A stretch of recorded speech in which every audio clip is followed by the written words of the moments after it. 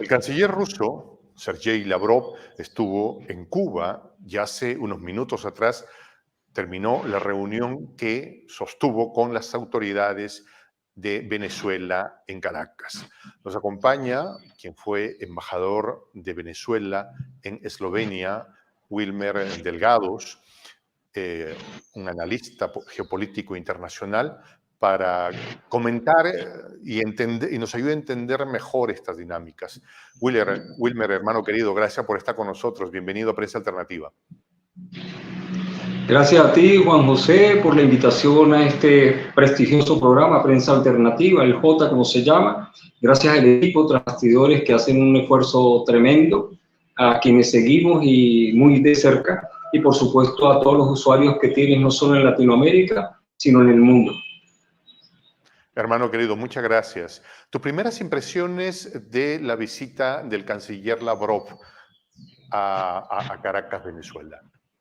Sí, el canciller Lavrov llegó ayer a horas de la medianoche, ¿sí?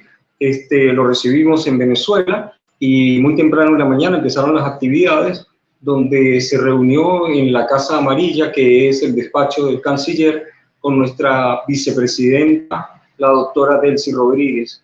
Allí, por supuesto, estrecharon sus manos de afecto y de cariño que caracterizan, por supuesto, la relación ruso-venezolana. Allí también tuvo la oportunidad de reunirse con el canciller, nuestro canciller, Iván Gil, quien tuvo la oportunidad de hacer una reunión con la comitiva que lo acompañaba a los efectos de un balance sobre los instrumentos, las áreas de cooperación, y luego al final de este balance, ellos dos se permitieron dar una rueda de prensa y con la firma de un instrumento entre ambas partes.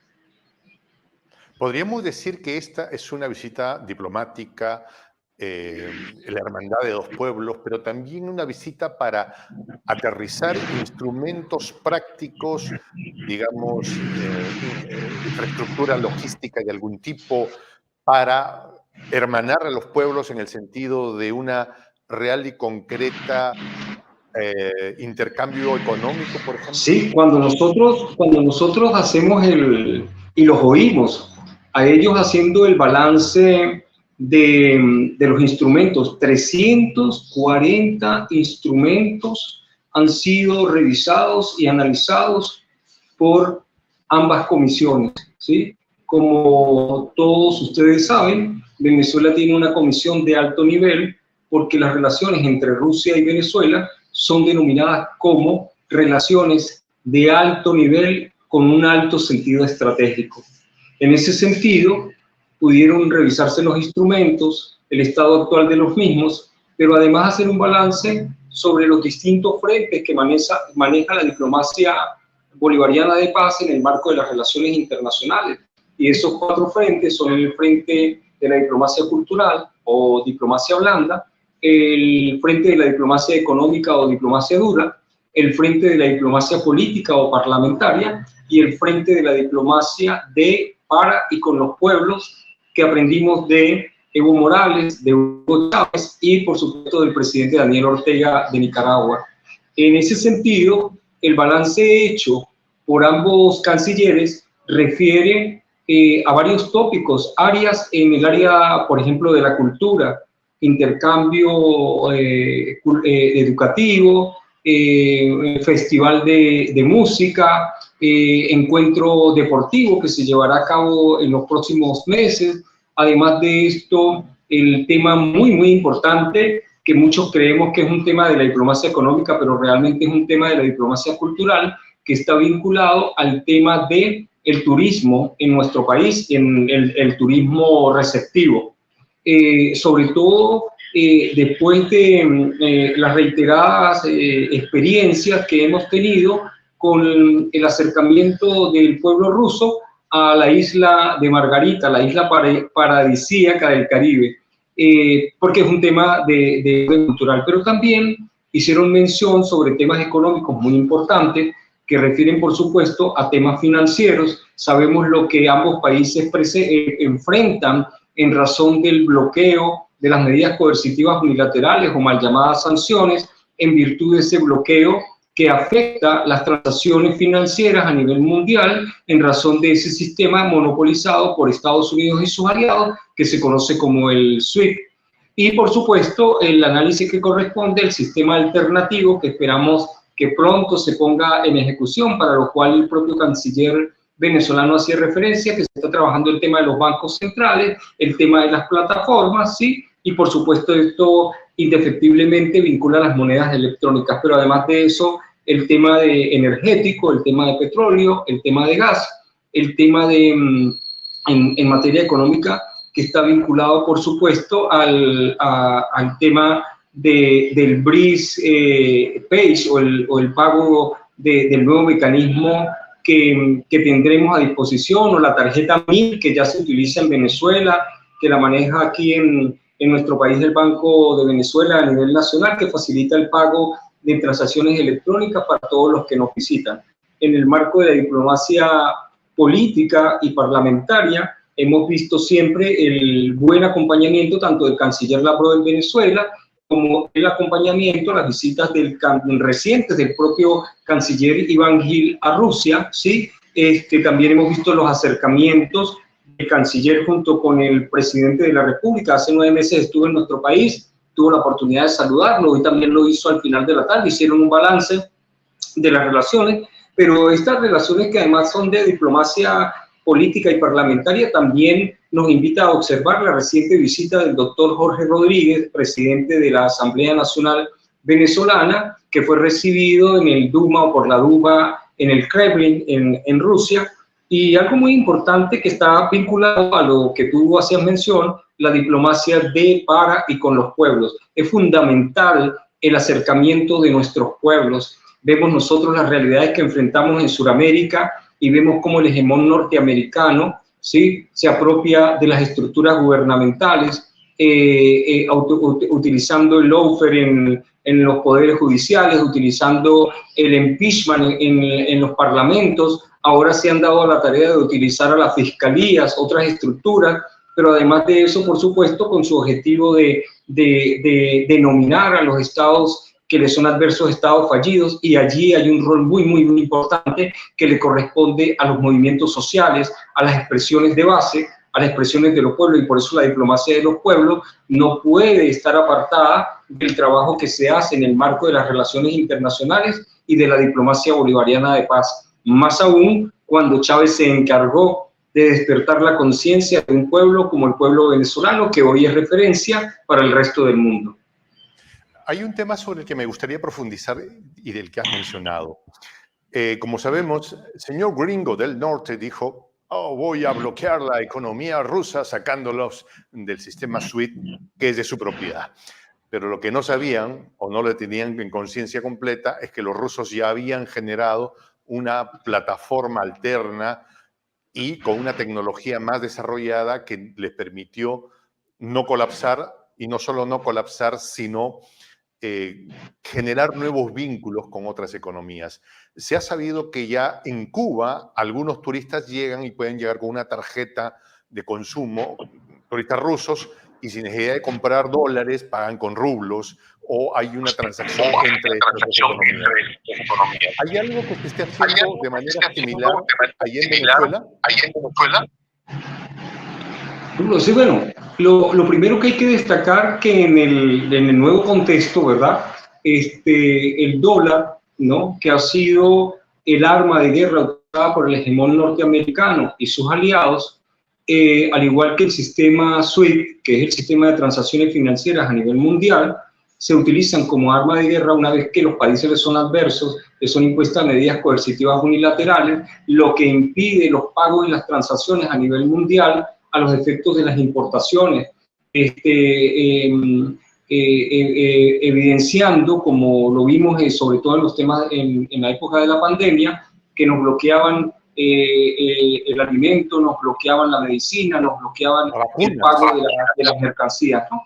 Entonces, teniendo claro que el dólar y que el SWIFT son una herramienta de chantaje, una herramienta de manipulación, por supuesto, las economías como la economía rusa, como la economía china, como la economía cubana, como la economía de Irán, como la economía de Venezuela y otras 30 y pico de economías que se encuentran bloqueadas por ese imperialismo en decadencia.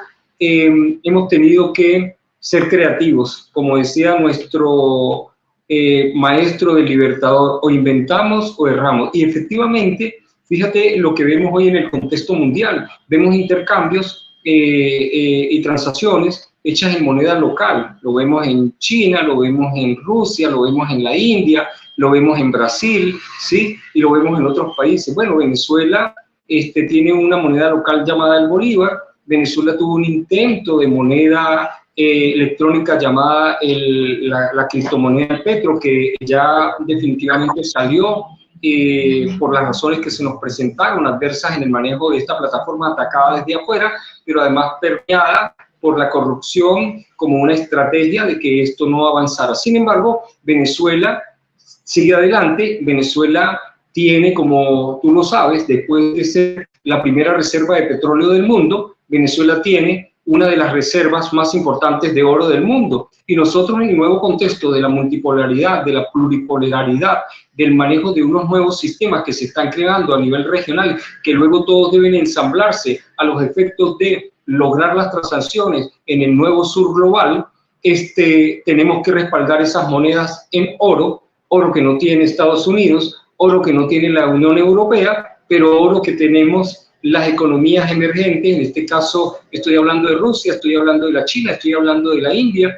y estoy hablando de Venezuela, que acaba de certificar la primera reserva de oro del mundo. Entonces no solamente se trata de los mecanismos que alternativamente hemos utilizado para los efectos que nos interesan de las transacciones, sino que Venezuela tiene cómo respaldar su moneda local en oro. Venezuela tiene cómo acompañar la moneda regional, el sucre, pero además de eso, Venezuela, que esperamos pronto pase a ser un actor importante en el sentido de definirlo como actor pleno en la actuación del BRICS, porque sabemos que es un actor asociado, pero este actor asociado, aunque actúa dentro de esto, debe revestirse de su carácter de miembro pleno, y una vez estemos allí, por supuesto, contribuiremos, aportaremos a lo que ya se conoce, las reservas más importantes de petróleo del mundo, el oro, el torio, el gas y todos los minerales que este bendito suelo venezolano tiene y que no puede ser más que para beneficio de su pueblo y los pueblos del mundo, con un concepto distinto de las economías y de lo financiero, entendiendo, por supuesto, que el dólar no tiene respaldo en oro y que además es una moneda muy desprestigiada porque se ha utilizado como un arma de guerra. Claro, básicamente se hablaba en la fe de aquellos que ven las películas de Hollywood. Ahora, en estas conversaciones, en esta visita del canciller Lavrov, ¿es probable que se haya hablado de la incorporación de Venezuela a los BRICS? ¿Se sabe algo? ¿Ha trascendido algo? ¿O son conversaciones que todavía se llevan con la cautela que corresponde? Sí, hubo una interrupción en la formulación de la pregunta al principio y no te la logré captar. Por favor, ¿me la puedes repetir? ¿Cómo no? Preguntaba si es que en estas conversaciones entre el tema diplomático, es probable que con el canciller Lavrov se haya hablado sobre la incorporación de Venezuela a los BRICS, o es algo que por ahora todavía se lleva con mucha cautela, como corresponde, seguramente también. Bueno, como nosotros ya lo hemos visto, la incorporación de nuevos 6 miembros, donde se invitó a Argentina y lastimosamente Milei se apartó y rechazó la invitación a Argentina. Sin embargo, la presidencia del BRICS ha dejado clara que está abierta esta invitación. Hoy el propio presidente de la República hacía referencia a lo cercano que estamos al ingreso de Venezuela al BRICS. Sabes que se llevará a cabo en Rusia el nuevo encuentro de, como se hizo en Sudáfrica, en Johannesburgo recientemente, y esperamos que allí se definan los ingresos formales que se han hecho. Venezuela ha hecho su solicitud desde hace muchísimos años y estamos en espera del ingreso formal, porque por supuesto esto constituiría una alianza en el orden multilateral, porque no estaríamos solos, no estamos solos realmente después de que Chávez hizo las alianzas estratégicas con Oriente, con África, con el Medio Oriente, y rompió con esa relación unilateral que manteníamos con el hegemón norteamericano. Así que yo sí pienso que es muy cercana el ingreso de Venezuela al BRICS. Venezuela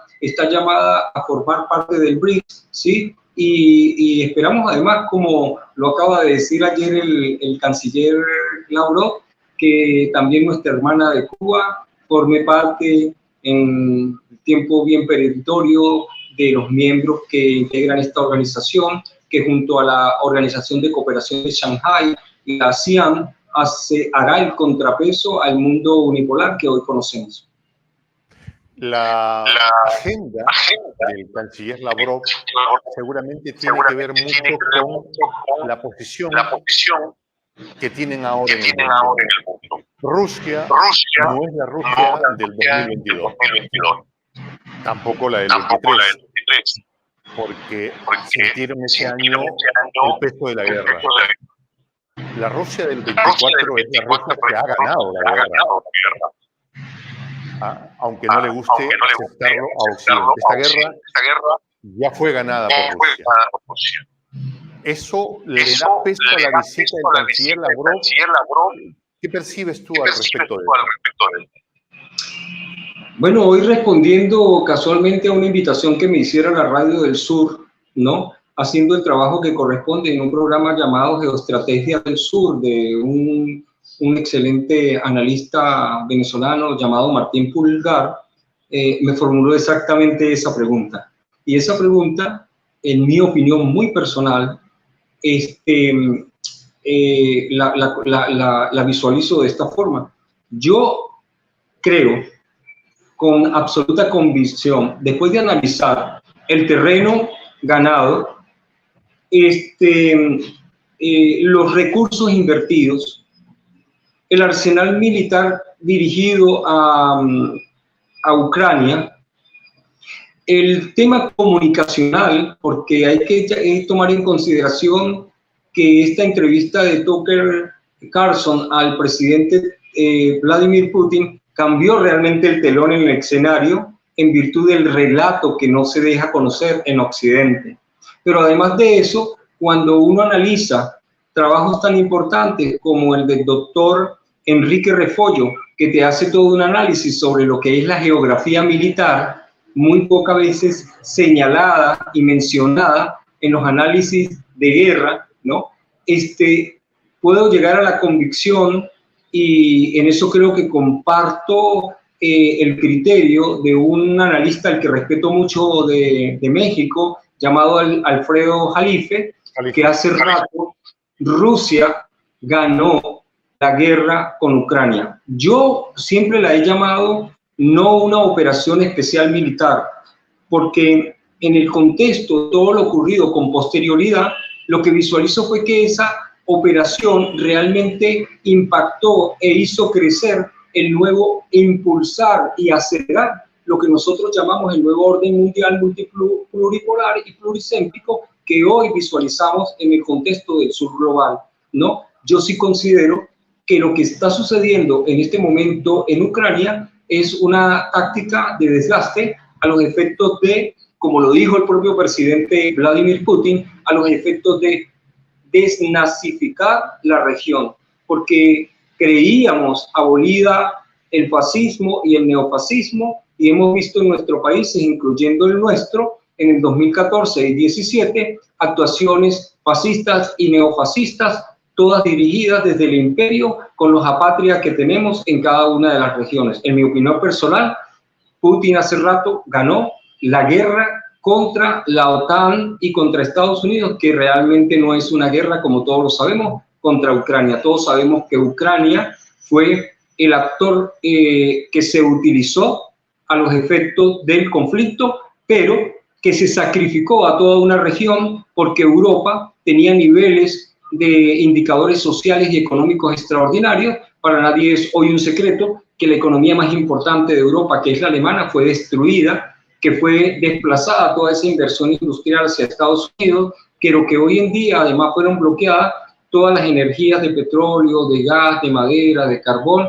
en virtud de que el hegemón norteamericano, más allá del conflicto con Rusia, que es la potencia militar, cuyo objetivo fundamental es la potencia económica, que en este caso es China, debía sacrificar a una región que aparentemente le era aliada y amiga, pero nosotros sabemos que Estados Unidos no tiene amigos sino intereses. Y además lo ha dicho el propio presidente Xi Jinping y lo ha dicho el propio presidente Vladimir Putin. Estados Unidos es un actor no confiable, ¿no?, que maneja un doble rasero en todas sus actuaciones. Hoy te recibe y te abraza y al salir simplemente te volteas y te da la puñalada. Esa es la realidad en el contexto de las relaciones internacionales que maneja Estados Unidos y sus aliados. La relación que está desarrollando Venezuela con China, que ya para los efectos es la primera economía del planeta, también ha fortalecido profundamente la posición de Venezuela en este momento. ¿Cómo percibes que esta se va a proyectar en el tiempo? Bueno, China es un aliado estratégico, es un aliado fundamental en las relaciones con Venezuela, ¿sí? Tenemos unos años extraordinarios de acompañamiento, porque Chávez se encargó de impulsar todas estas relaciones. El presidente Xi Jinping y el presidente Maduro recientemente estuvieron en un acercamiento antes de la visita del presidente a México y después de haber visitado Argelia.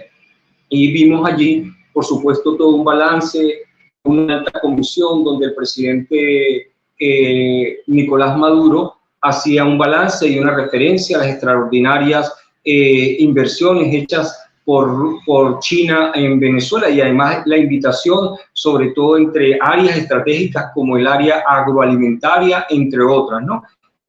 Para nadie es un secreto que China es hoy la primera potencia económica, que es el primer acreedor de la deuda y los bonos de Estados Unidos, que además es un actor fundamental en el manejo de las tecnologías, ¿sí?, que además tiene inversiones muy importantes en Latinoamérica.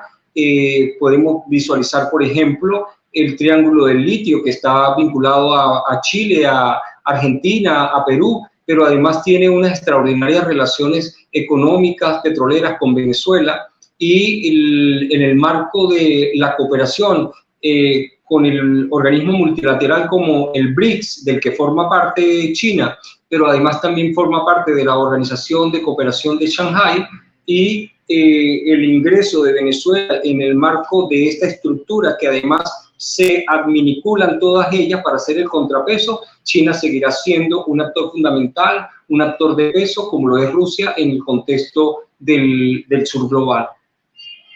Estos escenarios que nos toca vivir tienen que ver con no solo el reacomodo de los cursos políticos de manera global, sino con la decadencia también de bloques como la posición de Israel frente a la masacre hacia el pueblo de Palestina.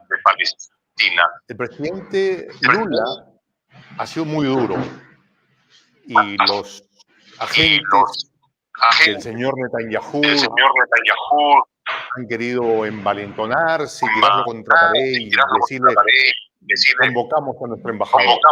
Lula ha respondido con igual fuerza, pero con mayor dignidad. A esta medida ha acompañado, esta posición ha sido acompañado por el presidente Maduro, quien también ha refrendado lo dicho por Lula, no sé si el término, pero ha manifestado que es la misma línea que sostiene. ¿Cómo ves esta relación Caracas-Tel Aviv? Bueno, en principio debo recordar que fue el propio presidente comandante eterno Hugo Chávez quien tomó la decisión de expulsar y determinar las relaciones con el Estado sionista de Israel. Públicamente, el presidente Chávez rompió relaciones por las razones que conocemos, por el etnocidio que se ha venido cometiendo desde hace 73 años hasta el día de hoy. El presidente Chávez siempre fue un acompañante de la causa palestina, de la dignidad de ese pueblo, de la fuerza de ese pueblo hermano, que hoy está lastimosamente sometido a un etnocidio ante los ojos de la comunidad internacional. Y que hoy vemos como en Argelia, nuevamente Estados Unidos, con su voto, con su veto, impide nuevamente, ¿sí?, el cese de la hostilidad y de las agresiones contra el digno y valiente pueblo palestino. Pero además de eso, el presidente Nicolás Maduro ha sido enfático, ¿sí?, en llamar por su nombre lo que hoy ocurre en esta región, producto del ataque de Israel, del Estado sionista de Israel contra el pueblo palestino, llamarlo genocidio. Tenemos claro que hoy los números nos muestran que Netanyahu y su arsenal militar matan diariamente más niños que lo que hizo Hitler en todos los años de su existencia. Estamos llamados, estamos obligados en el marco de todos los espacios del orden internacional a levantar la bandera por la causa palestina. Así lo... Una posición coherente también con la del presidente Petro, y por qué no decirlo incluso con la del presidente Andrés Manuel López Obrador. Es vergonzoso, por ejemplo, ver al presidente de Argentina, o sea, otro Zelensky, otro inefable, innombrable como Guaidó, payasos, instrumentos al servicio del imperialismo, verlo bailar en el muro allá de los lamentos para luego llegar y firmar la venta o el regalo de una región, ¿sí?, para el sionismo. De verdad es vergonzoso, es sumamente vergonzoso. Pero además el presidente Andrés Manuel López Obrador es un hombre con una claridad extraordinaria y lo vemos todos los días, lo oímos todos los días cuando fija sus propias posiciones, y la posición de él es clara frente a la situación de Israel y de Palestina. En el caso de Petro... En el caso de Petro, pues Petro ha sido más enfático aún. A Petro hay que aplaudirlo. Petro es un hombre con una formación extraordinaria. Además, lo vimos recientemente en la cumbre a la que fue invitada, esta cumbre económica, donde normalmente no son invitados los presidentes latinoamericanos.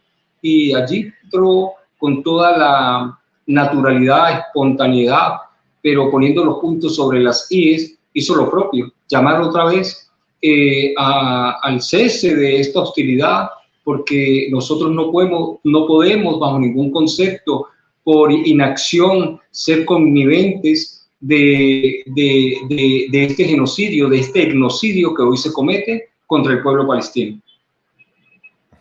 Ok.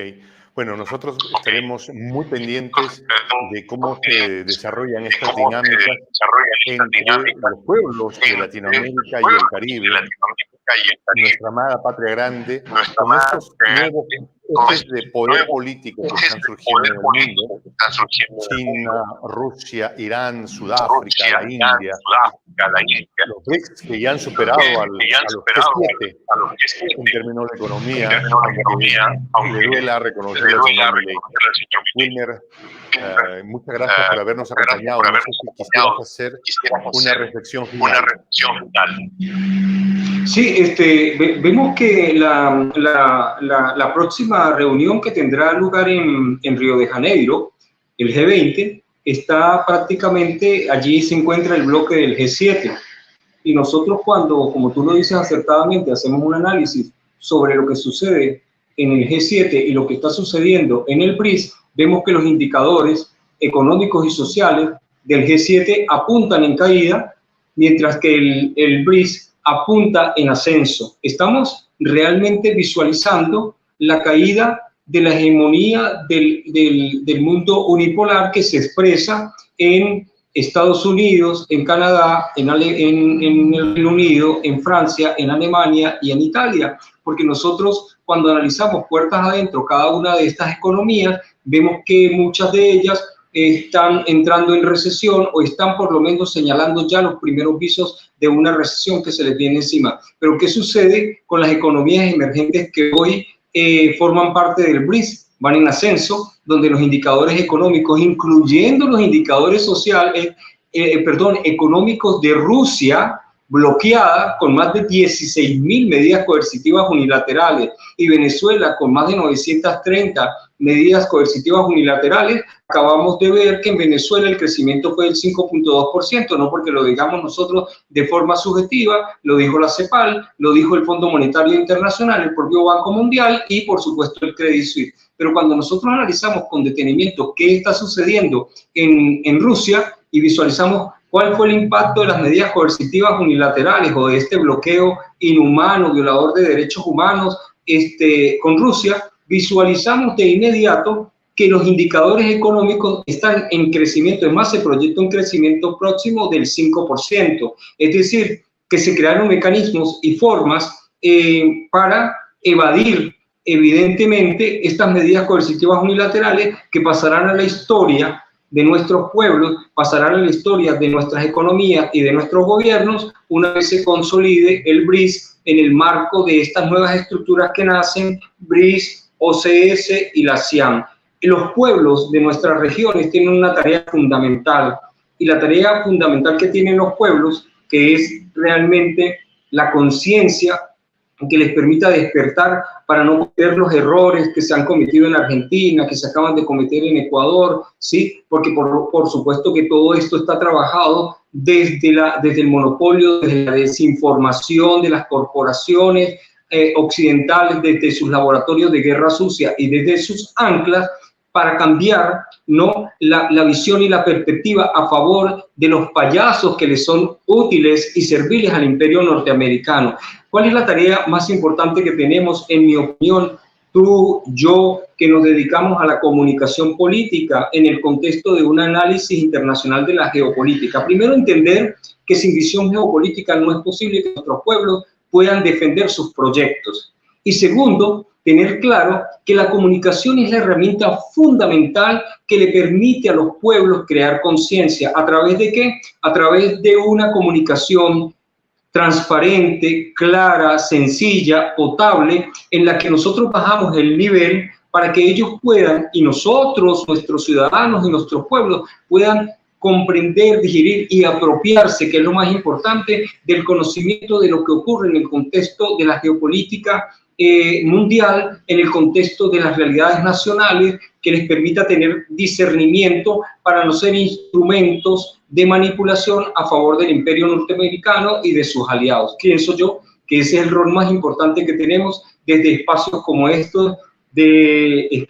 estos, el J, a través de la prensa alternativa y de este gran esfuerzo que se hace para contribuir en las páginas de la historia a lo que nos corresponde en el marco de esa lucha entre dos modelos, ese modelo capitalista y este modelo que están haciendo, ¿no?, que enfrenta realmente a los dos bloques en lo económico. No existe verdadera revolución, ni siquiera comunicacional, ni siquiera política, ni siquiera social, si no logramos la revolución en lo económico. Y para eso están llamadas las estructuras fundamentales que hoy están naciendo a la luz de este nuevo mundo multipolar y pluricéntrico.